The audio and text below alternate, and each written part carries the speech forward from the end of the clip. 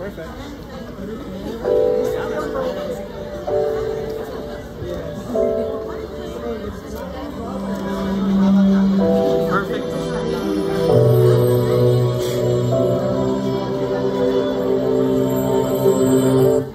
Hindi ka na niya mahal.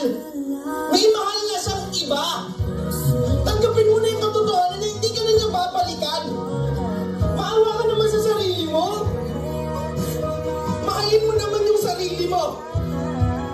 At tanggapin mo na yung katotohanan na hindi kayo para sa isa't isa. At ito naman ako eh. Bakit mapilit kong minamahal yung taong hindi ka na mahal?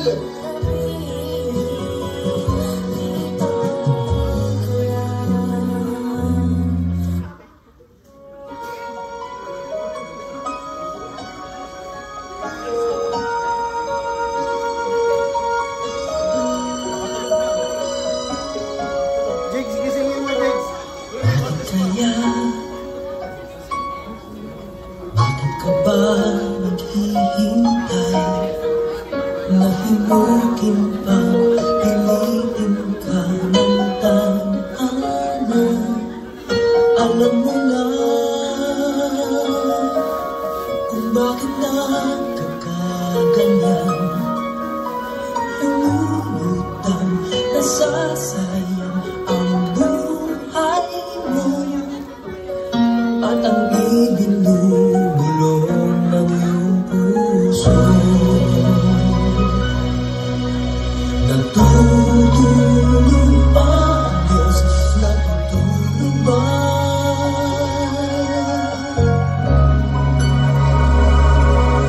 Ikaw ay agad sumusuko. Kunting hirap at munting pagsubok lamang. Bakit ganyan? Nasaan ang iyong tapang? Natutuwag, nawawalan ng pag-asa. At iniisip na natutulog pa. Natutulog ba ang Diyos? Natutulog ba?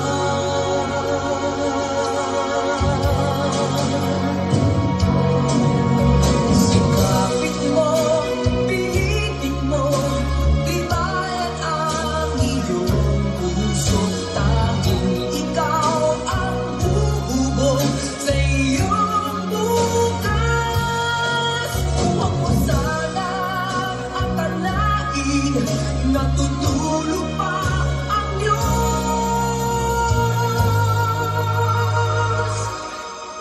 Ang buhay mo ay narong alagaan sa Kanya.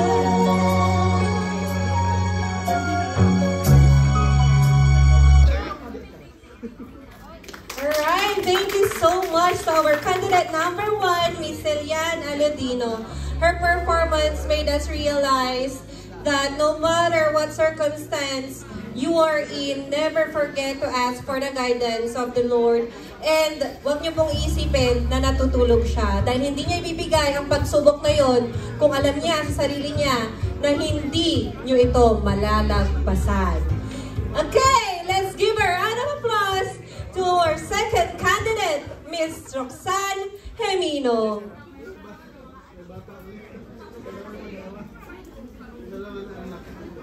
Balikan natin ang ating makulay na kasaysayan ng panahon ng mga Kastila nang tayo sinakop ng mahigit 300 taon. Sila ang naghari at tayong mga Pilipino ay sunod-sunuran sa kanilang utos at pang-aapi. Dahil sa pasakit at hinagpis ng ating mga ninuno, dito lumikha ng ating pambansang bayani na si Dr. Jose Rizal ng nobelang Noli Me Tangere.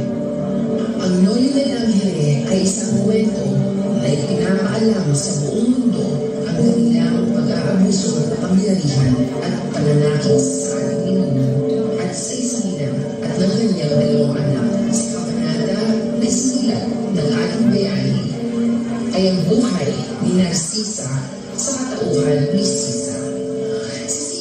pagmamahal na ina sa kanyang mga sakrisanana na si Basilio at Crispin. Pero ang kanyang asawa na si Elias ay malupit at nananakit kay Sisa at sa kanyang mga anak tuwing siya ay hihingi ng pera. Isang araw, nabalitaan ni Sisa na nahuli ang kanyang mga anak ng mga Guardia Civil. Sinaktan, pinagmalipitan at ikinulong niya ang mga ito. Pero nakatakas sila at doon sila hindi na nakita. Dito na hinahanap-hanap ni Sisa ang kanyang mga anak. At dahil doon, nahuli rin siya ng mga Guardia Civil. Pero pinakawalan rin sa kanyang pagmamakaawa. Dito patuloy na hinanap ni Sisa ang kanyang mga anak. Matagal na panahon hanggang tuluyan na siyang namulila at siya ay nabaliw. Ito ang kwento ni Sisa.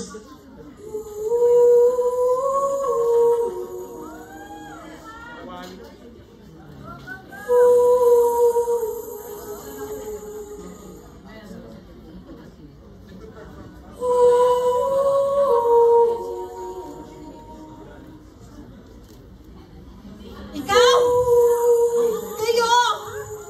Kayong lahat! Bakit niyo ako tinitingnan ng ganyan? Siguro, gusto niyo lang marinig ang boses ko, no? La, la la la la, la la la, la la la la.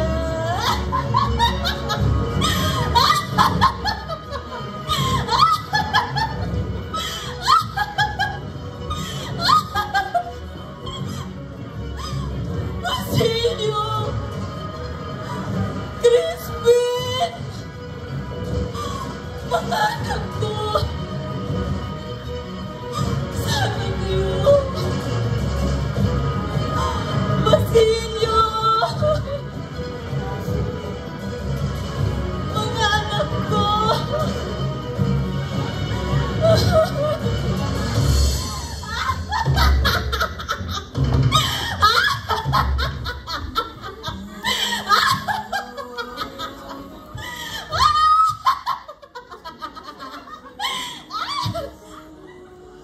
Pulis! Wag! Huwag niyo po akong saktan! Maawa kayo! Wag! Hinahanap ko lang naman ang mga anak ko. Wag kayo! Wag! Huwag niyo po akong saktan!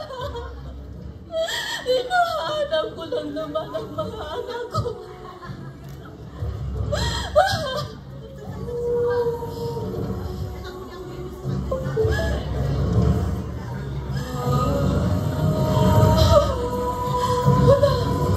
Wala na mga pulis.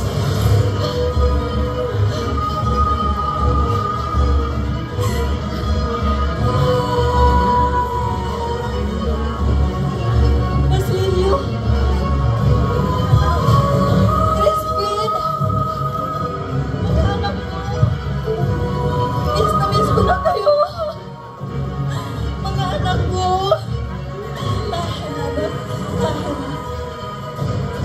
Alam mo, anak, pinagluto kita ng paborito mong pagkain. Yung tansya ng manok. Alam ko, paborito mo yun. Tahan, anak. Tahan. Uwi na tayo sa bahay. Wala naman namin sa kanya. Nandito na ang nanay. Nandito na ang nanay, anak. Tayo ng bahay.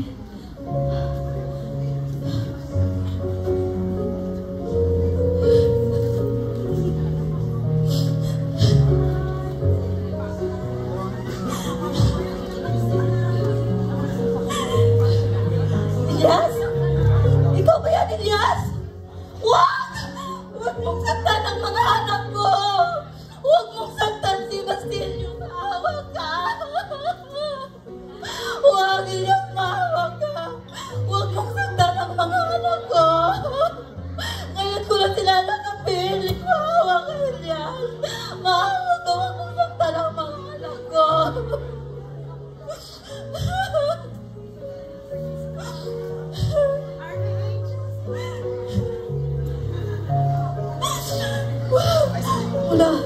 wala na si Elias. Wala nang mananakit sa inyo. Mga anak, lumaban tayo.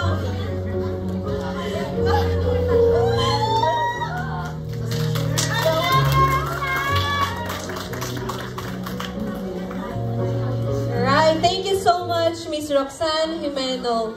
Working abroad is not easy, alright? But let's always remember why we are here.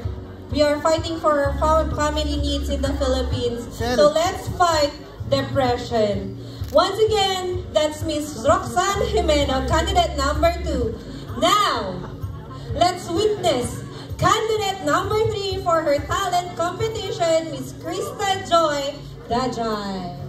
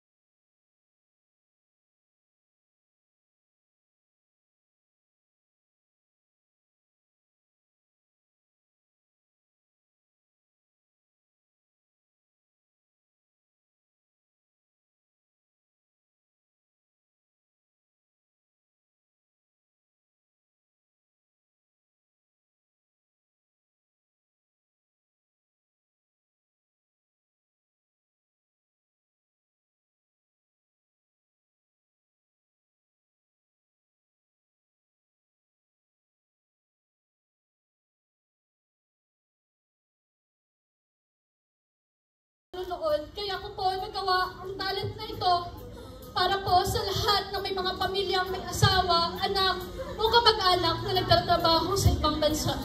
Hindi po lahat ay maganda yung naabot nila dito. Ang iba po, masama yung naranas sa ibang mga employer. Kaya po, pahalagahan natin ang perang pinapadala sa mga pamilya. At yun lamang po, maraming salamat. Grabe, partner! Nadala ako ng... Grabe, ano masasabi ko doon? Pero, sad to say, meron nga po talaga tayong mga kababayan na hindi naman lahat ay pinalad. Pero, Maraming salamat pa rin po, lalo na sa mga employer ng ating top 10 MAID finalists dahil pinaunlakan niyo po sila para makarating dito at ipakita nila sa atin ang kanilang talento. Maraming salamat po sa inyong lahat. And of course, are you ready to witness candidate number 4 talent? Wala! Are you ready? Ayun! So, thank you so much. And let's witness the talent of candidate number 4, Miss Roxanne Manuel.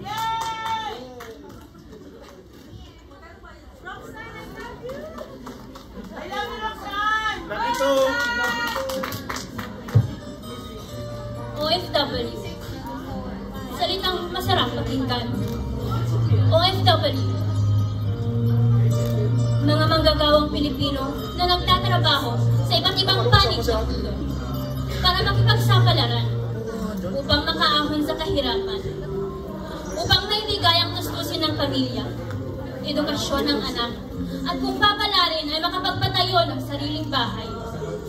Ako nga pala si Roxanne, nanggaling sa probinsya ng Isabela. 6 na taon na akong naninilbihan bilang kasambahay dito sa bansang Kuwait. Mahirap ang malayo sa pamilya, pero kailangan namin magtiis, magtiyaga, at magsakripisyo para sa pangangailangan ng aming pamilya at sa pangarap ng aking pamilya. Bilang isang kasambahay, kailangan mong makipagsapalaran dahil mayroong mga sinuswerte at mayroong hindi pinalad. Hindi ka pinalad, nandyan yung hindi ka pinapasahod, hindi pinapakain, pinamaltrato, at kung minsan, pinapatay. Sa aking mga kapwa-kasambahay, saludo ako sa inyo. Mabuhay ang mga kasambahay! Mabuhay ang lahat ng OFW sa pangsulok ng mundo!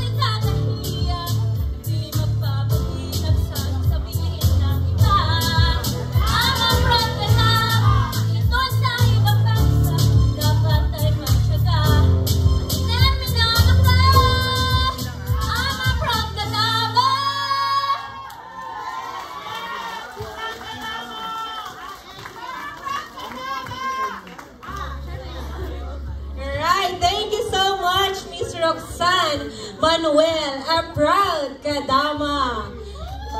Let's give a round of applause to ourselves dahil ang pagiging OFW is not easy. Diba? So, let's give a round of applause to our candidate number 5, Miss Anna May Fausto.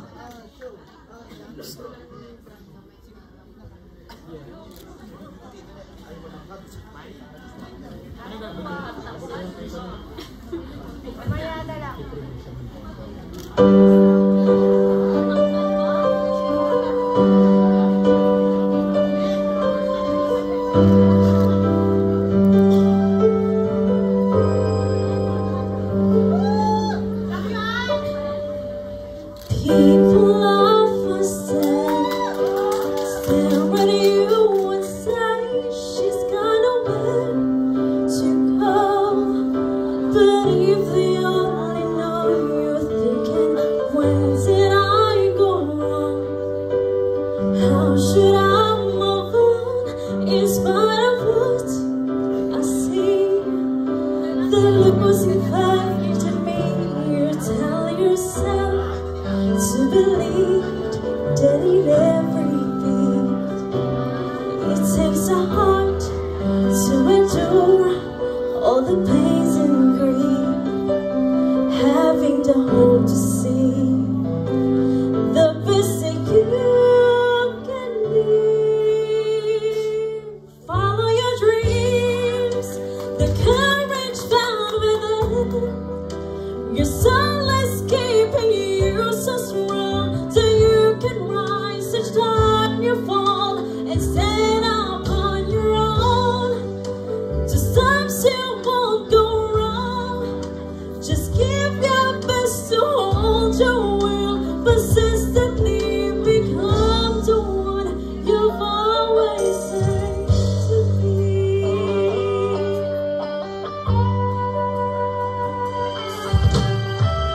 To find your place where you're proudly face the who's to come your way. Sometimes it's hard to say if you can stick to your desire. Never lose the fire that burns so bright inside. For you to win the fight, you tell yourself to achieve, you must not retreat. Persistent storms can be tough if you must compete. Learning the how to fight by every road you take. Follow your dreams, the courage found within. Your sunless keeping you so strong, so you can rise each time you fall and stand up on your own. Just times you won't go wrong. Just give your best to hold your will, persistently become the one you've always seen. But reaching that peak so high, if you can't describe all your fears inside, that one day you might be filled with worries. You'll find out in time. Every misery's meant to make you feel you're struggle to agree. Follow your dreams, the courage found within. Your soul is keeping you so strong that you can rise each time you fall and stand up on your own. Those times you won't go wrong. Just give your best to hold your will, persistently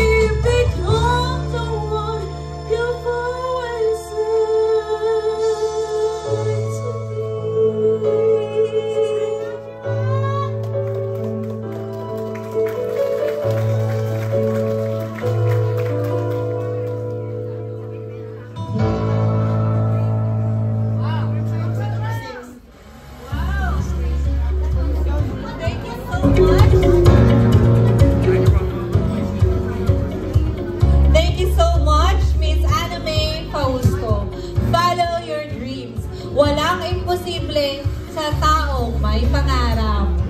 Okay, so before we proceed to candidate number 6, may we call on Miss Elise Embrado to give us an intermission number.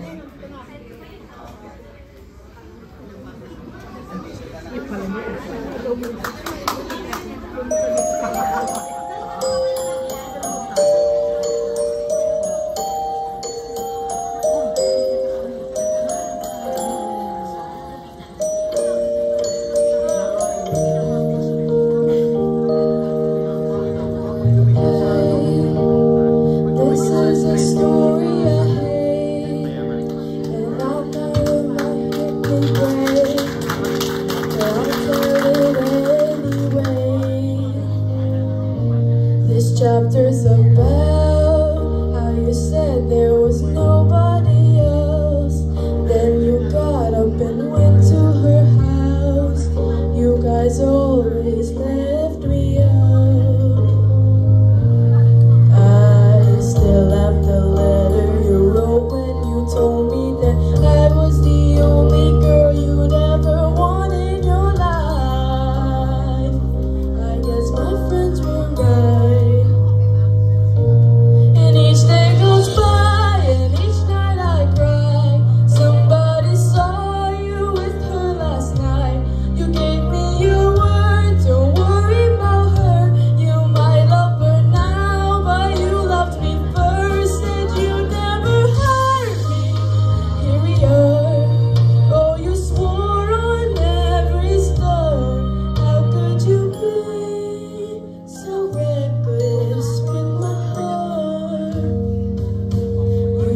In and out of my heart like a hotel.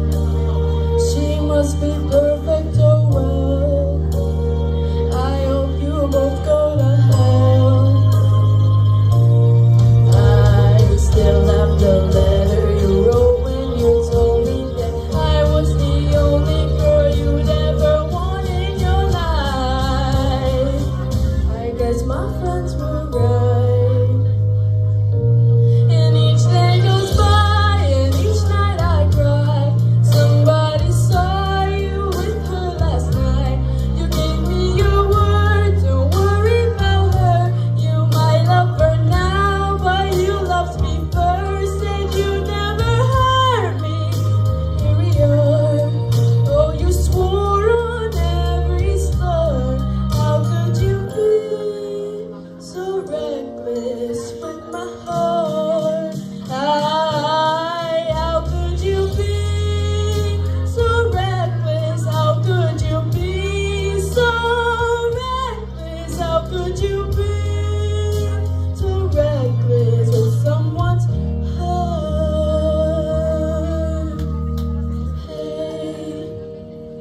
This is a story I hate, and I'm told to cope with the pain.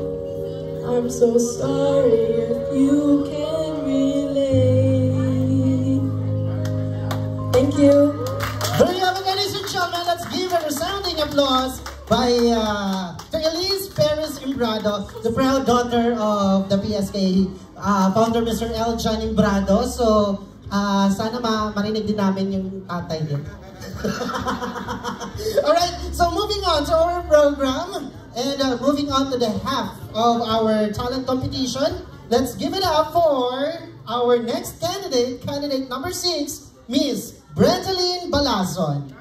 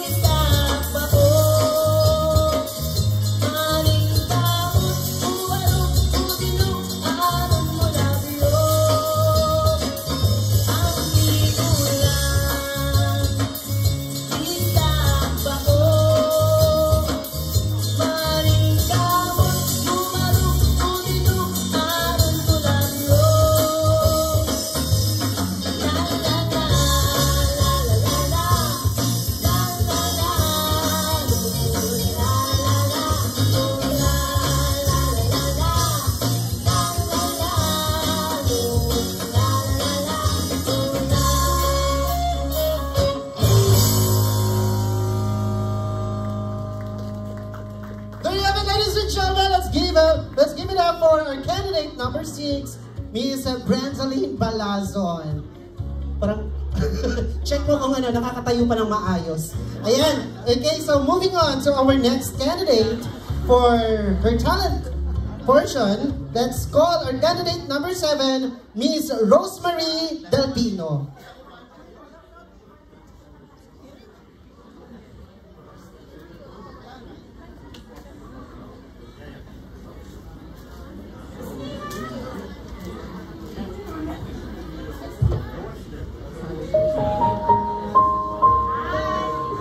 OFW.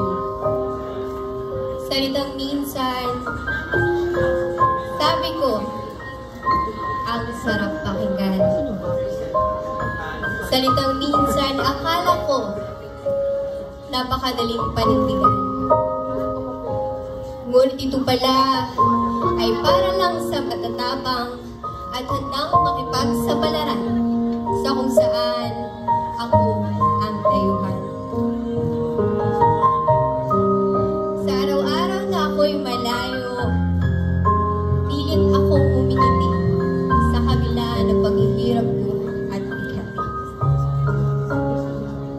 Para sa pangarap at magandang kinabukasan at sa pamilya ko na sana'y maihahon ko sa kahirapan. Oo, sa ibang pamilya ako naninindihan.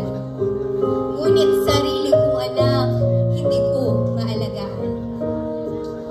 Dahil sa pera ng kapalit, loob nila sa akin nawawalay.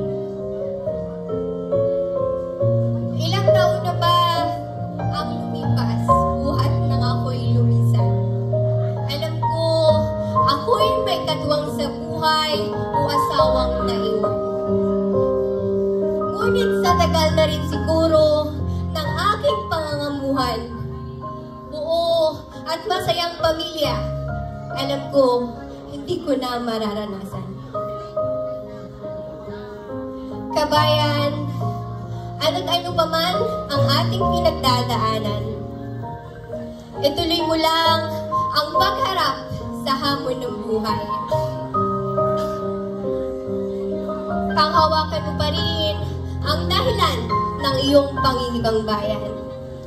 Hindi man sa ngayon, alam ko, uuwi tayo na dala-dala ang ating napagtagumpayan. Sa lahat ng OFW katulad ko, sa lahat ng OFW andito, saludo ako sa inyo, mabuhay tayong lahat. Maraming salamat po. Thank you so much, candidate number 7, Miss Rosemary Del Pino. Ayan, moving on, let's welcome our candidate number 8, Miss Analu Matuginas.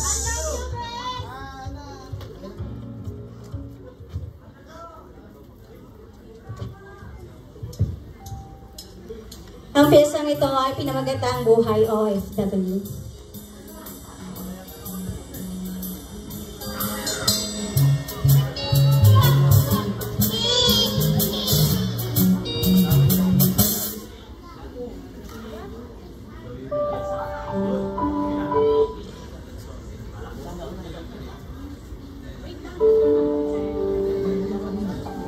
Ang simpleng ako ay nangarap at nakipagsapalaran para sa pamilyang nais mabigyan ng kaginhawaan. Kahit di sigurado sa sitwasyon na kahihintayan. Oo, lakas loob ang isang tulad ko na suungin ang maaari at pwede kong maranasan.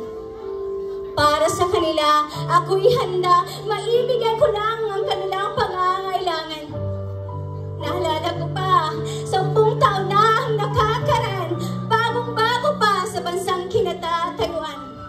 Walang kamuwang-muwang kung ano ang madadatnan. Lahat ng hirap, pangungulila ay tiniis upang pamilyang naiwan ay matustusan. Puyat at pagod na katong lupa'y di alintana. Minsan pa, salitang pagod na ako sa isip, umuwi sila na tila magustong sabihin hindi ko na kaya. Pero pamilya na alala, kaya pagsusumikap din ng tibat pinagtibayan. Mga hirap at pagtitiis ay para sa kanila. Pero minsan ba, naitanong nila kung kumusta ka na? Okay ka lang ba? May masakit ba sa iyo? O kumain ka na ba? Mga tanong na hinihintay natin sa kanila. Yan ang masaklap sa ilang pamilyang naiwan. Hindi man lang maisip na tanongin o kumustahin ang ating kalagayan. Pagkatapos mapadalhan, salitang salamat ay nakalimutan. Pitong letra na sana'y magbigay sa atin ng kunting kaligayahan.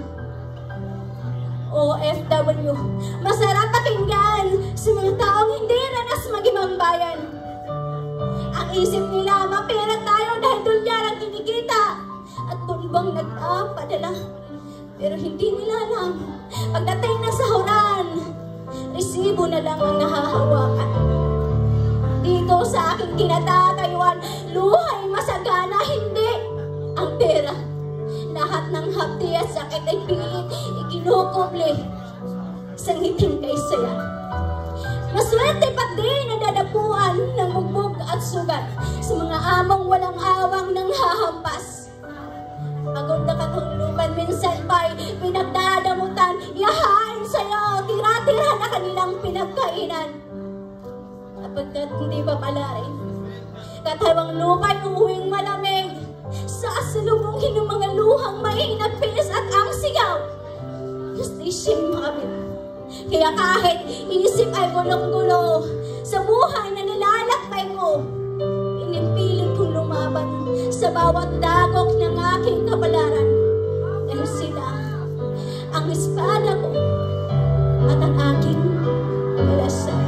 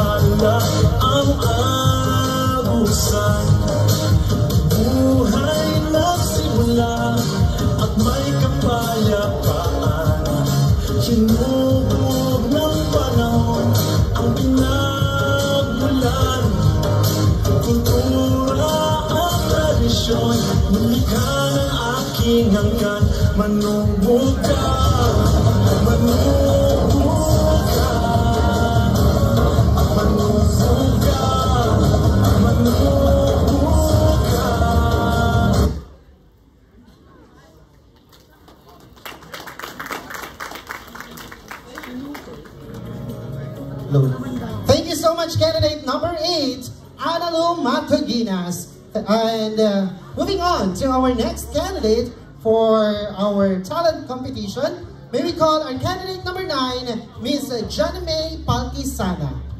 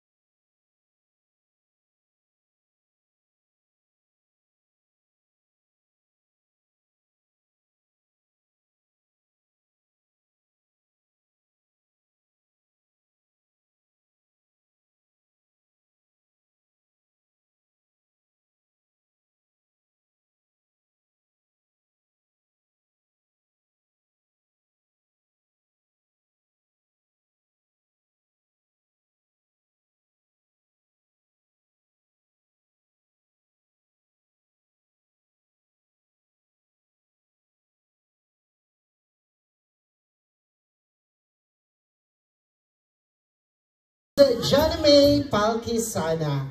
Ayan, so we are now down to our 10th candidate, the last but not the least, Miss Rosemary Kimno.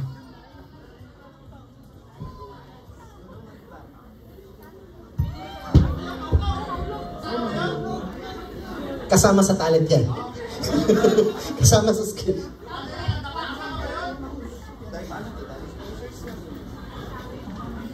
So, while they are preparing, we would like first to say thank you once again to our dear sponsors, Ombre Beauty, maraming salamat, Abrar Skin, Get Dukan, La Filipina, and Little Manila Beauty Salon. Thank you so much to Kaizen Extreme Kuwait General Trading Company, Orido Kuwait, Casa Kusina, LBC Express, maraming salamat, Alotaydi and Alaybani Law Firm Group, Carlton Tower Plaza Hotel, American Tourister, Pinoy Hyper Kuwait, Almula Exchange, Bread and Cake, Drens and Flower Scents, Zayal Kuwait International, International Culinary Arts Kuwait, Drop Card, Red Velvet, Metrobank, KMES, maraming salamat, Metrobank, Crown sponsor, Miss Elma Cebulin and Miss Mira Ortiz. Thank you so much. And now, may we call our last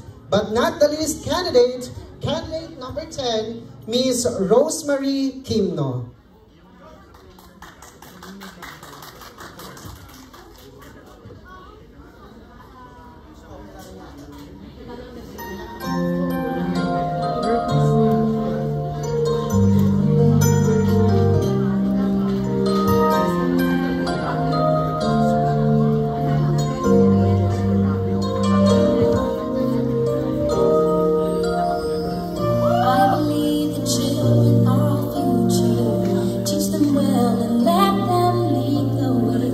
Show them all the beauty they possess inside.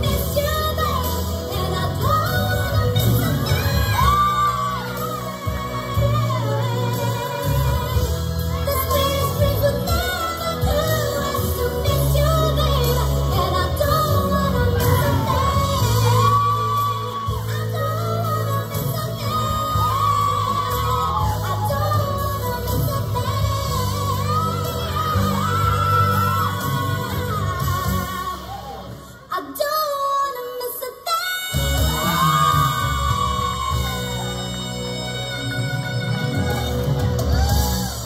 Hot shit. Hot shit. Here it comes.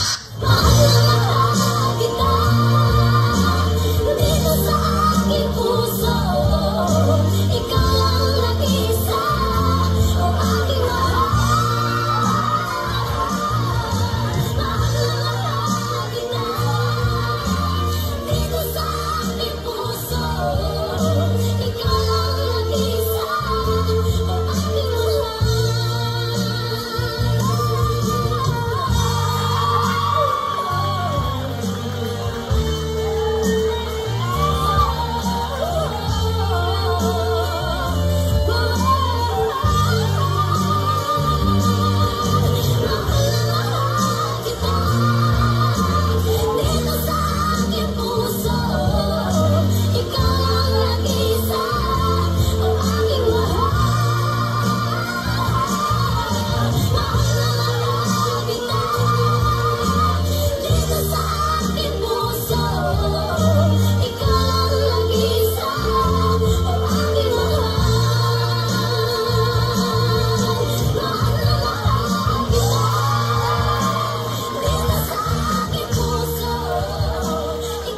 There you have it, ladies and gentlemen, our candidate number 10, Miss Rosemary Kimno, with a bakala performance. May dala siyang bakala lahat. Oo nga naman, mahal na yung sibuyas sa Pilipinas, di ba? Partner. So, grabe na rin yung mahal ng kilo. So, sabi nga nila, tatanggalin na nga daw sa